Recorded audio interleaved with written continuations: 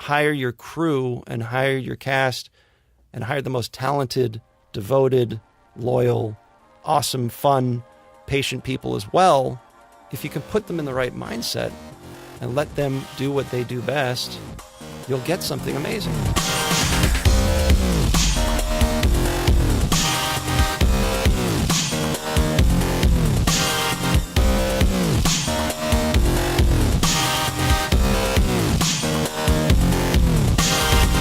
You're listening to Inside Acting, a podcast dedicated to demystifying the inner and outer game of success in the entertainment industry. I'm Trevor Algott, and coming up in episode 290 today, part 2 of my updated conversation with director, animator, cartoonist, and podcast pioneer Doug Doogtoons Bresler, in which we talk about balancing long-term and short-term thinking and planning. We talk about stunt casting and leveraging your network of contacts to market your work, the immense power of asking, just simply asking for stuff, and a whole lot more. So stay with us.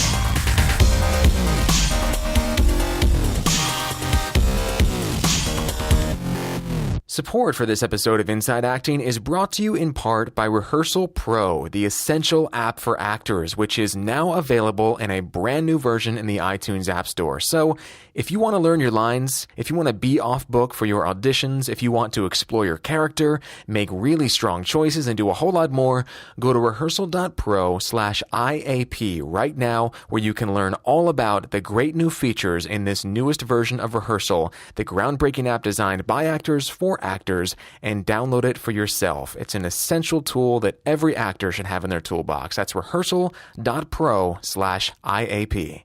Support for this episode of Inside Acting is brought to you by printheadshots.com, superior headshot printing. At printheadshots.com, all orders include free shipping, free retouching, free layouts, free proofs, and no hidden fees. You don't pay a dime until you approve your proofs. And you can use promo code IA, that's IA as in Inside Acting, to get $10 off your order. Most orders arrive within just a day or two. So for superior printed headshots with unparalleled turnaround time, visit printheadshots.com and be sure to use promo code IA for $10 off. Printheadshots.com. Superior headshots at the lowest prices, guaranteed.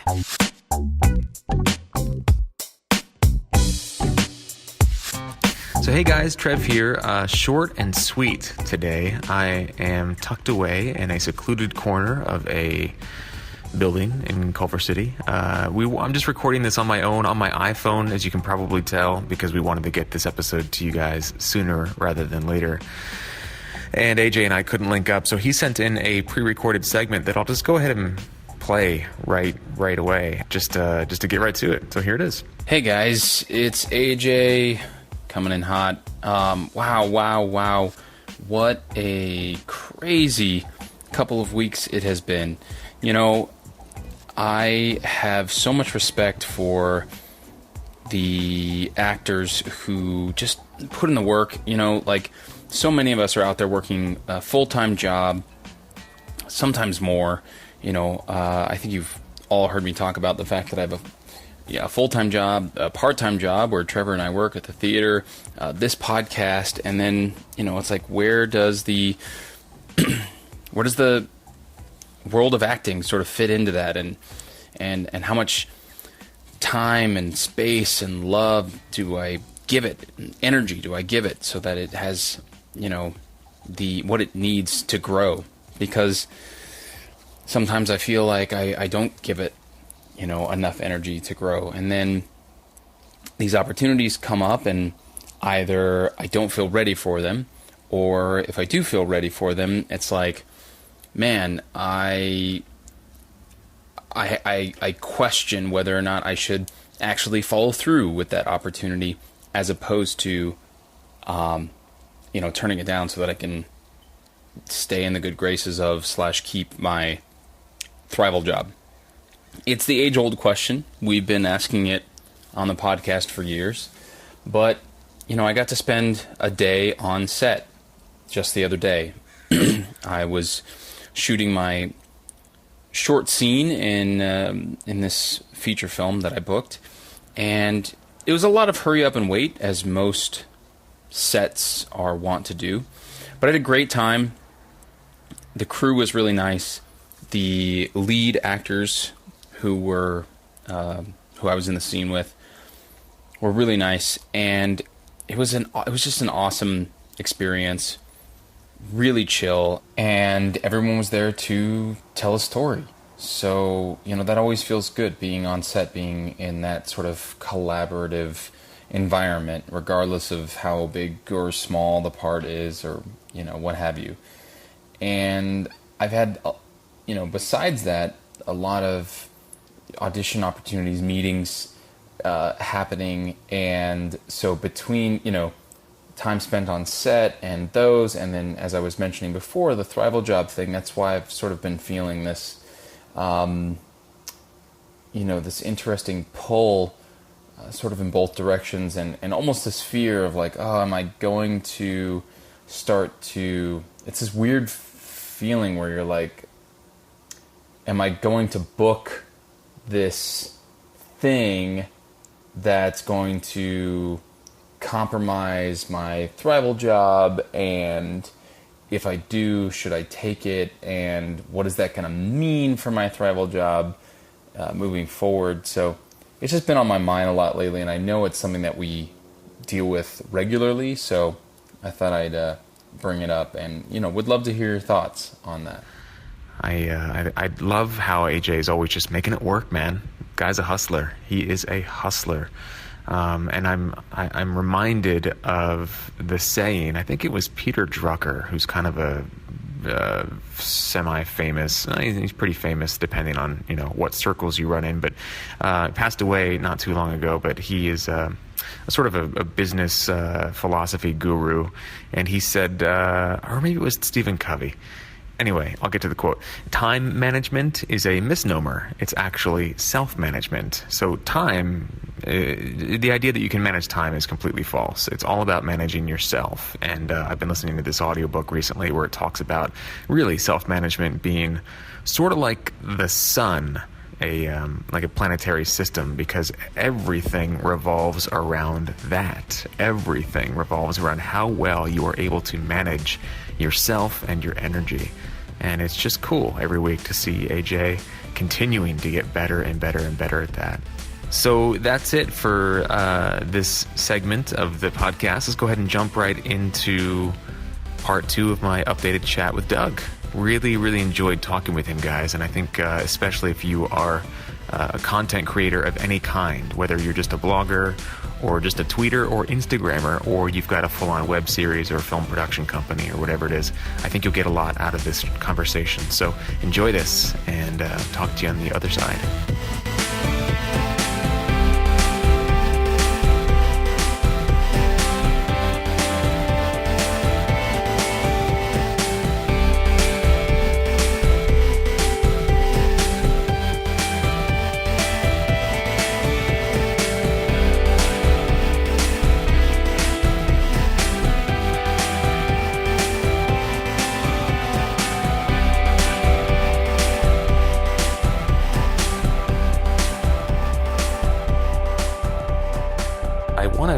Pick your brain, because I know you as somebody who is just like, to me, you're like a bottomless well of ideas and characters. I mean, you have so many iconic characters that you've either created and or worked with over the years. The two that kind of come to mind are LB Rain, which I know you created with your brother, but also Todd, is it Todd Grundle? Brundle, yeah. Todd Brundle. You've got this animated character named Todd Brundle and a series of cartoons about him. And so and then you've got Video Game Life, which is a very unique idea. You said you've been sort of working on that for a while, but you've got a lot of neat sort of branding ideas. And like, how do you come up with these things? And how do you know when you've hit on something that's a good idea? Well, first of all, thank you for the compliment, Trev. I don't, as with any of us, I don't feel like I'm as creative as I could be, but it takes time to make something, and it takes a long time to get inspiration for a new character, a new idea, And for me, it honestly is one of those things where I can't will it to happen. It just has to happen naturally. And it has to happen from an experience in my life. And I hate to say it, most of my ideas come when I am in the shower. That's really common. That's really common. And when I'm running. So it's when my brain is being stimulated in some physical way. It's in the shower, and it's in both cases I have nothing to write on. So it's the most frustrating thing ever. Because I'll be running and I can't just like text and run. It just doesn't work that way. So I have to be like, oh, remember, you know? Yeah, there's actual neuroscience to back up why that happens. Don't ask me to explain it, but I remember reading about why the brain kind of goes to those places when you're doing sort of habitualized, routinized things like showering or washing the dishes or running. Repetitive things are usually the sort of birthplace of novel ideas. It's interesting how that works. And of course, like you said, it's inconvenient. But what I think is key, like sort of key takeaway there is that these things happen when you release your brain from the pressure of having to come up with something. Right.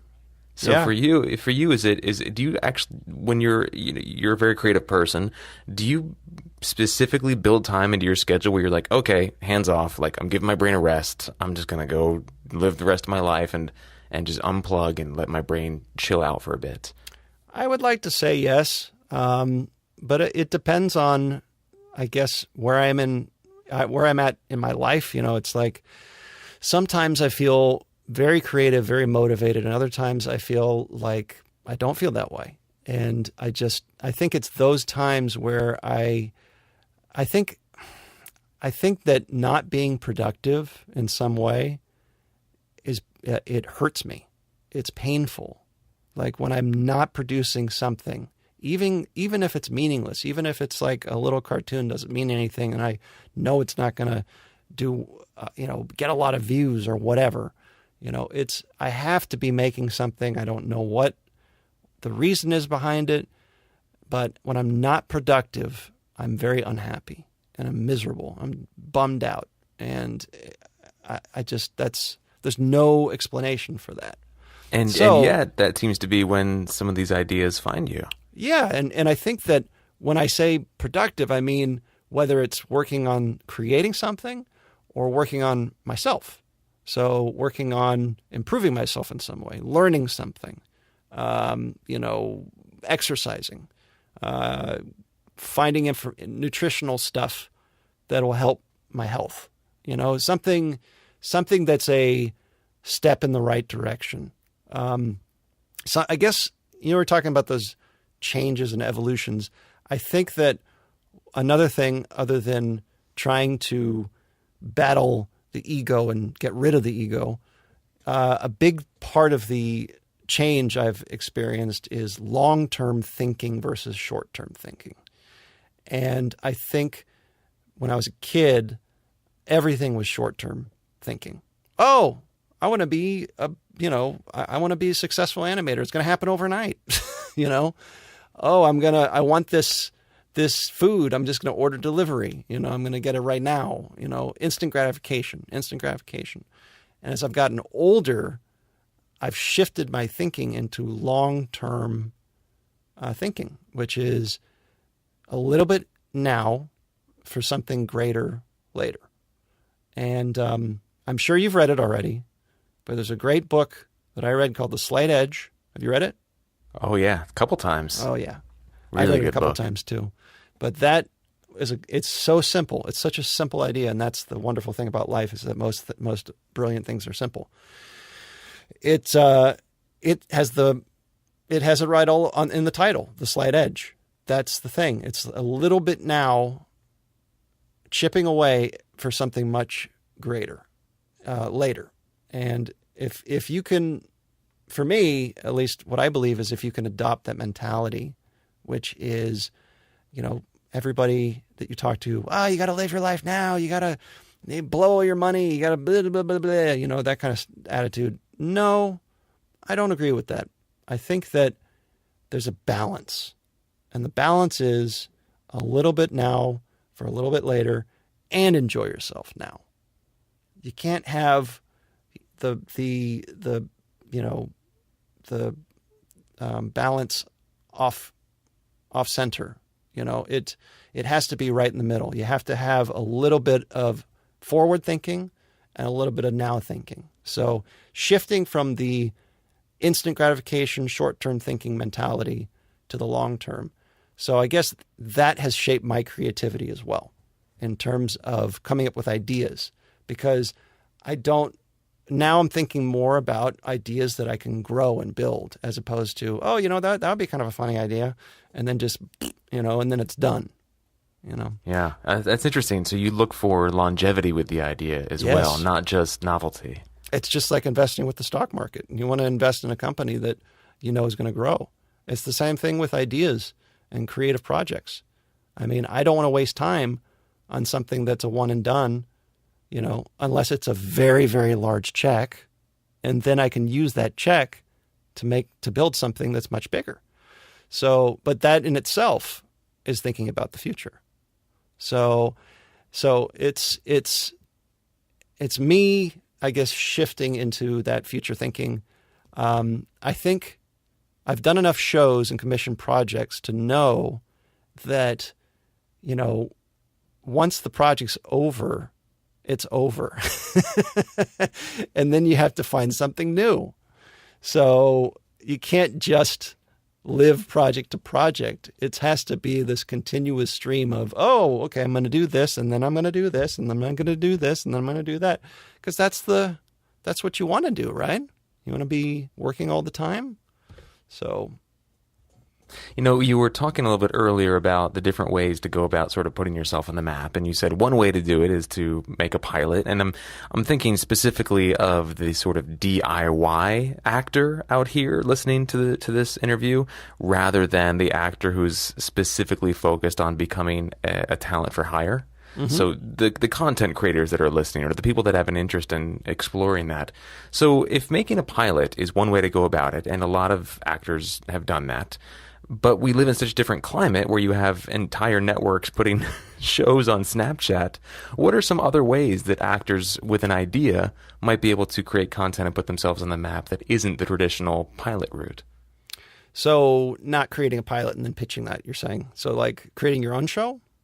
I guess. I mean, maybe, yeah. Like creating, if let's say I'm an actor and I've got an idea for something, and it could be a web series, but we all know how many crappy web series are out there and how often they don't go anywhere. Yes. It could be a podcast. It could be a pilot. It could be a short film. It could be a series. Like, what are some options in your estimation, given this completely new and ever-changing technical landscape? I mean, people are making web series for Instagram now, and Snapchat's got major networks creating stuff for it. So what are your thoughts on avenues actors might be able to explore?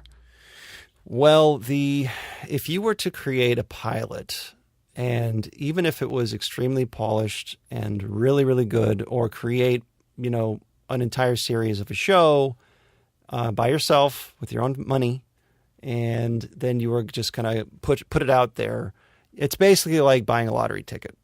I mean, the odds of the show becoming successful are 1 in a gazillion. Actually, it's not as bad as the lottery, but it's pretty close, because people aren't going to go watch it because they don't care. They don't care yet. And why should they care? When everybody is screaming for their attention, why should they care about your show, even if it's brilliant? It's not going to be seen by one person, and that one person is going to share it, and then that person's going to share it. It just doesn't happen like that anymore. The show has to be something that is so relatable and so brilliant that it basically reaches through the screen and tells this person, this show is your life, for them to share it, and then that other person to share it, and that other person to share it. So that is so rare.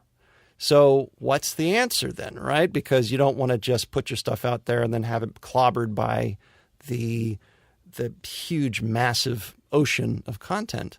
Well, you have to make people care. How do you make people care? Well, there's a couple of tricks that people have been doing since the beginning, since the dawn of of entertainment business, and that is stunt casting, and basically casting people that people care about. So a big celebrity, a big name, somebody that has a following that people care about and that would blindly follow that person wherever they lead them.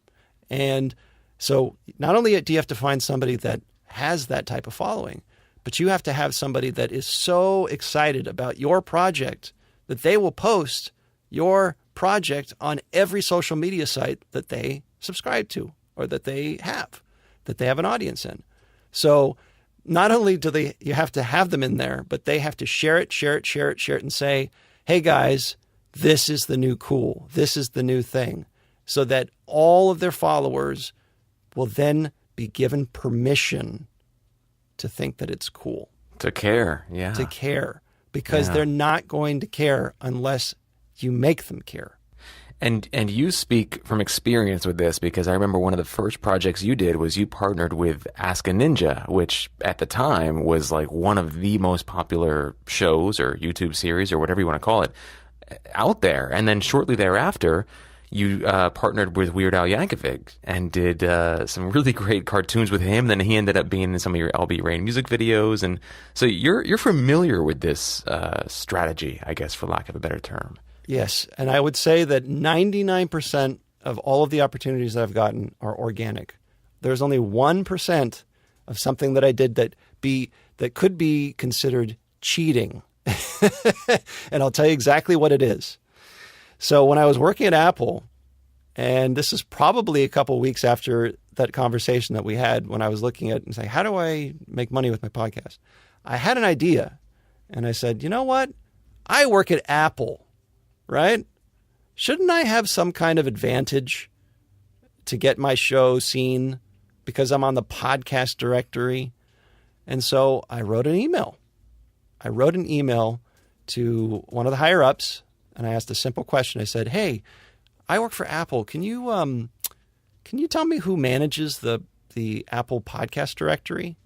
And they're like, oh yeah, sure, it's this guy. And they sent me his contact information. And I said, oh my God, should I do this? Am I going to get fired? So I kind of just crossed my fingers. I wrote a really sweet email. I said, hey, I am an employee of Apple, and I'm a big fan of all the products, of all the services. I have a podcast on the Apple Store, and if there's any way that I could get featured, that would be amazing. And I thought that, you know, if this were to work, that they would put my ad on maybe like a small square somewhere, and I maybe get a little boost in traffic. So I got an email back from a really nice guy. I don't want to name his name, but he was the head guy in charge of the podcast directory. And he said, oh, sure, yeah, we'll feature you next week. Dude. And I said... I remember this happening too. Yeah, and I said, okay, thank you so much. That's so great. And so, I kind of like every day check the podcast directory. Sure enough, next week, the biggest square that you could ever see on the very top, right next to Dave Chappelle's podcast, was my dinky little homegrown podcast, Duke Tunes, right there in that square. And that stayed up there for like 4 or 5 days. And I got so much traffic from that one move that it basically gave me enough clout to reach out to the Ask a Ninja guys and say, hey guys, my podcast just got featured. Why don't we collaborate? And that started everything. So God, that's so smart. And it's such a timeless principle too. Just ask. What have you got to lose just by asking? I don't think it's not technically cheating, is it?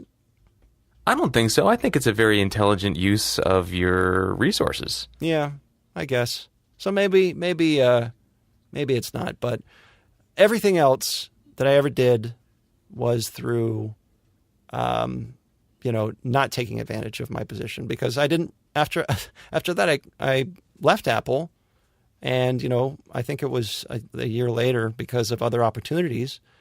And it was just based off of one project leading to another project, leading to another project, leading to another project. So it was the kickstart that I needed to kind of get the opportunity, which led to, this chain reaction of all these other opportunities. What are you working on now besides Video Game Life, besides the Snapchat show, and besides Animation Ninja? What's on your plate? Oh boy, all of these things really take up most of my time. I'm just, constantly brainstorming, constantly trying to figure out any fun things that I can. Let's see. Just recently, I collaborated with a really, really cool guy, Ben Giroux, who is a very talented director and actor, and he made a video called Back to the 90s, which ended up going viral. And I worked on that video kind of as a I wouldn't say a favor, but he pitched it to me, and I watched what he had put together from the videos, up to that point, and I was like, I got to be part of this. So I helped him and created a little animated segment for it, and the video it far exceeded what anybody expected it would do. I mean, it got 60 million views in a week or something. So it's still doing very well, and it's led to many more opportunities for Ben, and I'm very happy. I've known him for a while, super cool guy, and if you ever get a chance to work with him, it's there's nothing but good stuff that will come with that, because the guy has a vision. He's very, very talented. Speaking of collaboration, you have a long time ago, you made the jump from working in animation to working with live action actors, full-on filmmaking almost. What has that transition been like for you? What are some lessons that you may have learned, whether they were easy to learn or maybe more difficult to learn? The thing about working with people in live action is that it's not as calculated. Everything is, you got to kind of have to make stuff up on the spot. You think very, very fast, and then also be very decisive at the same time. So, and very patient, and very kind, and you strive to be all of these things at the same time. And it's very challenging because not everything goes right. A lot of things go wrong. So it really tests your patience. And so you have to remain kind and remain upbeat and optimistic and patient and all of these things. I think that's the whole point of creating art, is to have joy when you're doing it. I was never one of those people that wanted to be the guy that told everybody what to do on set. I just don't like that mentality. I don't like that attitude. I don't like that Napoleon thing. It just doesn't, it doesn't ring true with me. I think the key for working in any collaborative project is to cast well and, hire your crew and hire your cast and hire the most talented, devoted, loyal, awesome, fun, patient people as well. And if you hire all the right people, you don't really have to do a lot of work, because if you can put them in the right mindset and let them do what they do best, you'll get something amazing. You just have to guide them. That's it. You don't have to tell them what to do. You don't have to line read anybody. Ugh, I hate that. I hate line reading. It's horrible. No, but say it like this. Yeah. No. Yeah. No, that's the wonderful thing about creating stuff in live action, is just putting people in the right mindset and letting them do what they're good at doing. And if you do that and you have mostly hands-off mentality, then again, sometimes you run into trouble and it's just not a right fit, but that's because you cast wrong. So you have to cast well, and you have to cast people that fit. And if you do that, then it's not a hard job at all. And when you use the word casting, you're not just talking about actors, you're talking about your crew and everybody that you work with as well. Absolutely. And I found that integrity is number one, right? That's the very, very first thing that I look for when I want to work with somebody. And it's that they will do what they say they're going to do. And the minute that they don't do that, I have to just say, thank you. It was very nice working with you. Goodbye. If you don't have integrity, you don't have anything. I don't care how talented you are. I don't care if you've got a gazillion, trillion subscribers. If you can't trust somebody, what difference does it make, right? So that's number one. And then patience and kindness and good attitude and just all those other things come next. And so when you're hiring people, you just have to kind of, reputation is everything. You ask people, have you worked with this person? Are they cool? And you have to ask people that you trust, because it can't be somebody that just wants to get the other person the job either, Yeah. So it's, you ask, you're close. If you first, that's kind of where I go to when I want to work with people that I know that will do a great job and will have a great attitude. I just go to my close friends and I say, who have you worked with that you've really enjoyed working with? And then I get all these great references. Kimberly Fox, amazing person. She has been an amazing resource for, all the LB Rain projects. I can't recommend her enough for anything. She's a great actress, and she was a great producer. So yeah, she's a hustler, man. She gets stuff awesome, done. Awesome. And she kicks ass too. If you watch her stunt stuff, she's quite athletic. Yeah. Yeah. I want to point out one more thing that you're probably going to be too modest to mention if you're even thinking of it. But when I have worked with you on these various videos, and especially in the Terminator video, what I saw you exemplify and really live, which was such a wonderful thing, being in my position, in my role on that project as an actor, was I don't want to lose anybody here, but emotional leadership.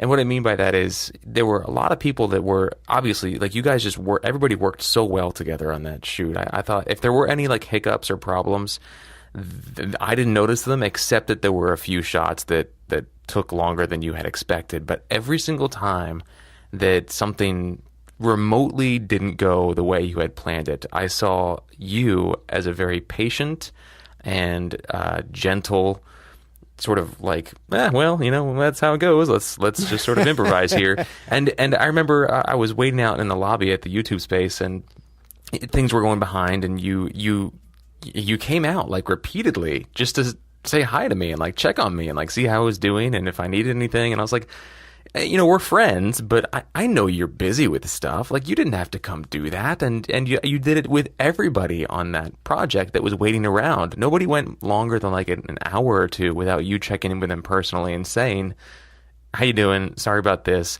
I promise we're getting things rolling. Help yourself to a burrito over there, or whatever it was. Like that's emotional leadership. That sets the tone on a film set. And you hear stories about directors and people that are working on film sets that throw tantrums, and then everything just gets so tense. But if you have somebody in the driver's seat, sort of in the cockpit there, that is just like, guys, it's cool. We got this. Like, we may be a little behind, or maybe we're not, but it's going to be cool. We're all having a good time. I trust all of you. Like, let's just have a good time with this. And that was so awesome. And I just wanted to point that out, because anybody in any role on a project can take that on, can take on that emotional leadership and set that tone on set. And sometimes what we need is somebody else to show us what it looks like. And I think, in my experience, you have always done that beautifully. Oh, so thank you, Trev. Thank you for showing us what that looks like. And I hope that listeners listening see more of your work and can start to sort of look beneath the surface and see that energy that you bring to your projects. Because even in your animated stuff, that energy is still there. You're like, I completely trust this guy as a professional, somebody who gets things done and doesn't like create tension around the process. I appreciate that. Thank you, Trevor. And I think that let me refer to an upcoming episode of Video Game Life, where I asked one of my guests, his name is Dave Baker, really, really talented comic book artist. I asked, something about what was the most important thing, and he said empathy. He said, if you don't have empathy, you have nothing. And I'm going to add that to integrity, right? So not only do you have to do what you say you're going to do, but you have to be able to put yourself out of your own shoes and look at somebody else and say, how are they feeling, or how would I feel if I were in their position? And in terms of, looking at people waiting around, I know that if I was put in that position, I'd be like, what's going on here? I feel confused. I feel out of the loop. I don't know the information I need to know. So I think that it's important to me, because I would never want to feel that way, to try to make it so nobody else feels that way, to kind of ensure that everybody's kind of having the same positive experience on set that I'm having. And even if it's more energy than usual, even if it's more, work than usual, that's the whole point, is that it's a collaboration. We're all in it to have fun. It's the journey, it's not the destination, or maybe it's a little bit of both, but but it's mostly the journey. Yeah. It's mostly the journey, We all have something we want. But we also want to enjoy getting there. Right. And I think that there is no destination, because the destination, the more closer you get to it, the farther it goes away. Right. Yeah. So it's always the journey. There's never a destination. The destination will never be reached until you die. But then, what do you got then? You got nothing. You got a empty void. I mean, that's what I believe. Or the alternate reality that our brain transcends into, and we float above the cloud of perception and existence and into the ether. I don't know. I don't know what happens. Well, at the very least, you leave the world a little bit better. Absolutely. For your having been here, And if the journey wasn't good, you wouldn't be doing that. That's what I'm saying. Yeah. The journey has to be fulfilling, and you have to create lots of really cool things, whether it's things that cure diseases or entertain people or, make people's lives better in some way, We all, whether we like it or not, are a burden on this planet. Yeah. We breathe its air. We poop in the toilet, which goes into the ocean eventually. We eat food and leave trash all over the place. We just take up space and pollute the environment with cars and, annoy other people by existing. We are a burden, and the least you can do is be a better person. Just try to counterbalance that. Just try to even that out, because if you do nothing, then you're just shitty. You're just a shitty person, because we're already a burden. So you got to kind of just balance it out by just doing an extra amount of good stuff. Right? See, dude, now you're really talking my language now. I hate to be wrapping up now, because I'm like, oh, we can talk about the rainforest and the ocean and species extinction. Now we're getting into Trevorland. That's so true, man. And I think it's important to keep that in perspective too, because at the end of the day, like, who was it we had on the podcast a while back? I forget who it was, but they were like, guys, like, we're making freaking movies. Like, come on. Like, stop taking shit so seriously. Like, there are, like 200 species went extinct today. Do you know who they are? Like, nobody does. So, like, and we're making movies. So, like, come on. Like, back off the seriousness of it. It's just, we're having fun. Right. So, anyway, I do want to wrap up with these last two questions. We ask these of all of our guests. And I can't remember if we asked you way back in episode 4. I don't even know if we had these questions at that point, but I'll go ahead and ask, because I'm sure they're different now, if you did answer them back then. And the first one is, did this journey, this creative path, I asked you earlier, like, why didn't you go into commercial real estate? Why did you choose this? Do you think this path that you've chosen chose you, or did it reach out? I'm sorry, did you reach out and choose it? It chose me, for sure. There was nothing else I was going to do. There's just nothing else I've ever been satisfied doing. I just, I've sold coffee. I've waited tables. I've sold toys. I've, done things that, I worked as a graphic designer. I was a drummer in a band that toured around the country, which was a paid gig for a year. None of those things brought me the type of joy that creating, an animation or a video or a movie or even a song, creation, the process of creation, that has brought me the most joy. So I think that it chose me. Non-negotiable. That's awesome. And then secondly, if you could distill all of your experience on this journey, this life journey, this creative journey, if you could take all of it and then condense it down into just one nugget of wisdom or advice to pass on to somebody also on this creative path or journey, what would that one nugget of advice or wisdom be? One nugget. That's a lot of pressure.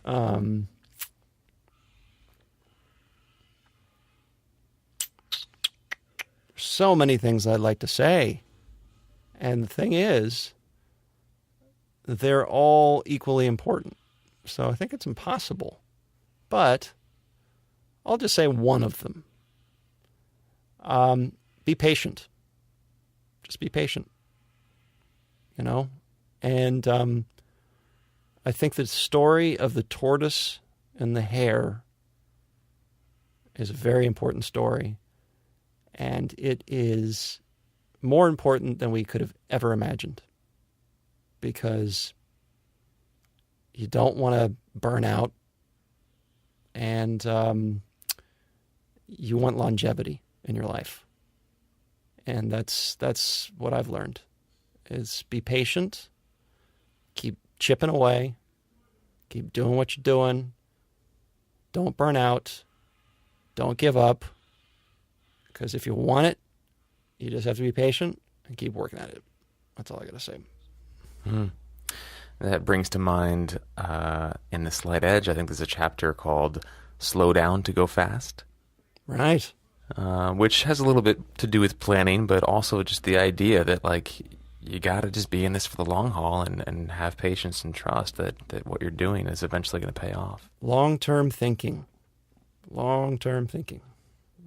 I love that. Dude, this has been amazing. If people want to find out more about what you do and your work, doogtunes.com is the obvious place they can go, but you're on social media and YouTube as well, yeah?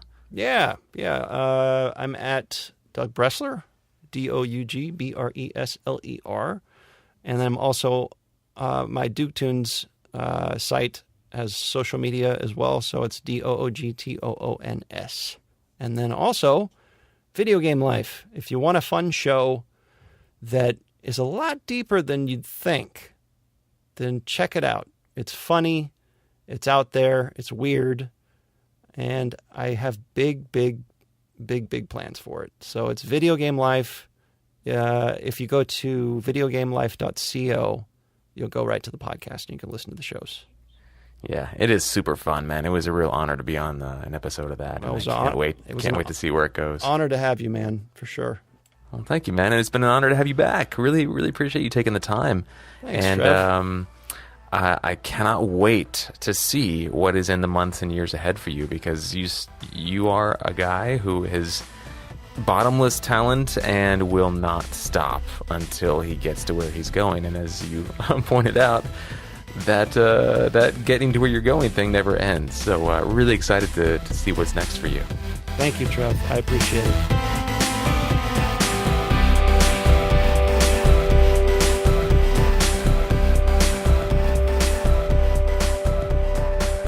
All right, guys, welcome back. Hope you enjoyed part 2 of my chat with Doug, Doog Tunes. So don't forget to check out his work at doogtunes.com. He's always up to some really cool stuff, always coming up with new ideas and new creations, and it really is a joy and a pleasure and an honor to call him friend. and follow his journey. Since we are just moving right along here, I'll go ahead and jump to picks of the week. AJ did send in a pick of the week, so here it is. My pick of the week this week is a TV show that was introduced to me by Jasmine. She happened to be watching it one day while I was doing some chores, I think some cooking or something like that, and I just got sucked in to an episode of Master of None that was sort of like a standalone episode. Like, I didn't need to know anything about the rest of the series in order to get into this one episode, and that's kind of how the series is. It doesn't really follow a formula or a lot of the traditions from, you know, other shows. It's unlike anything I've ever seen, and probably unlike anything most of our listeners have seen, if they're anything like me. Anyway, so it was really fascinating. Great writing, great characters, interesting, sort of like very real people in it, and I can see, now that I've had a chance to watch the show, I can definitely see how it was nominated for and won those Emmys. So check it out, Master of None on Netflix. You know, that's a show I haven't seen yet. I'm really looking forward to seeing it. I remember Michelle Jubilee Gonzalez talking about that show in our interview, and how much she admires Aziz Ansari for the work he does on that show. And it sounds cool, man. I'm all about the unconventional approaches to storytelling, and it sounds like this skews more on that side of things than the standard way of telling a story. So I'm looking forward to digging into that. My pick of the week is a book that really started me on a whole new path of dietary nutritional philosophy, and this book is called Proteinaholic. It's by a guy named Dr. Garth Davis. He's a former weight loss surgeon. He was one of those guys that would, you know, install a lap band on people, or put, you know, balloons in people's stomachs. I guess that's what the lap band is.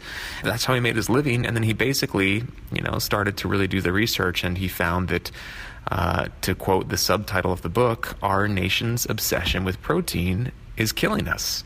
I've never been a big protein guy. I've always sort of skewed towards carbs. I've never thought they were a bad thing. This book really makes the case.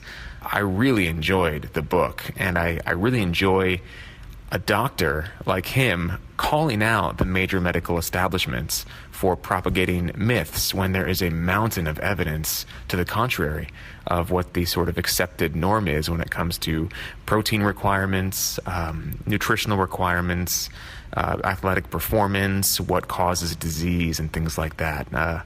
Really, really, really enjoyed this book, and I got it via the Overdrive app from the library, so I listened to the audiobook version of it, and I thought that was just great. So check it out.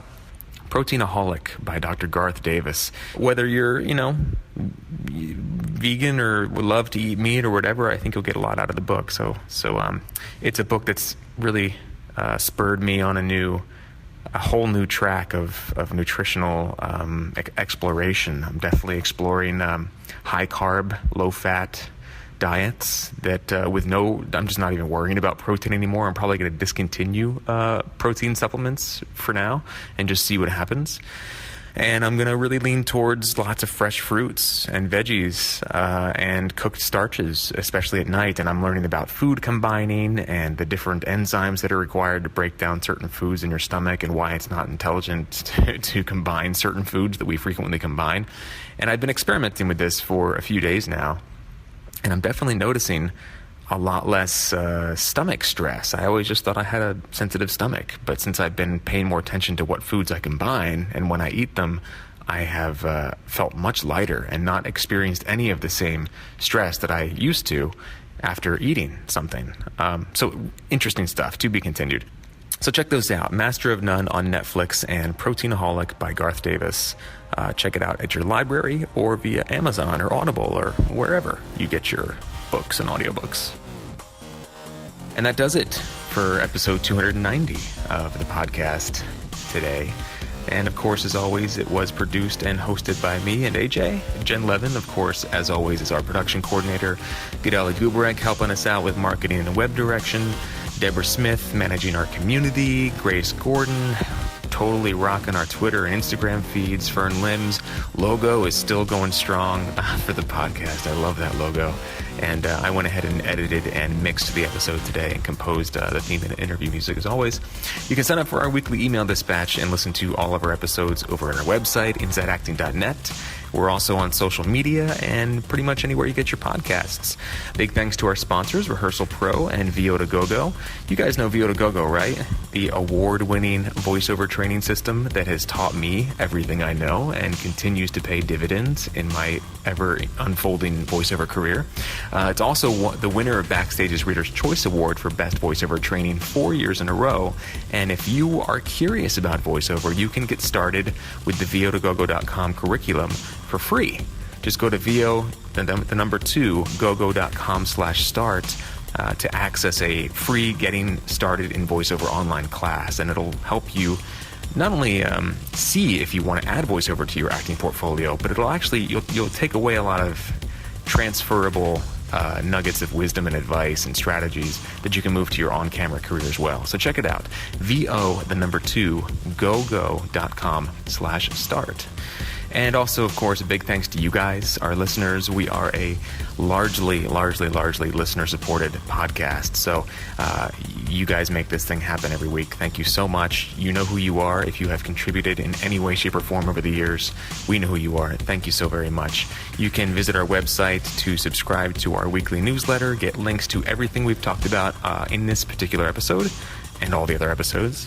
And of course, if you'd like to chip in, you can support us continuing to produce this thing with either a one-time financial contribution, no strings attached, any amount that you desire.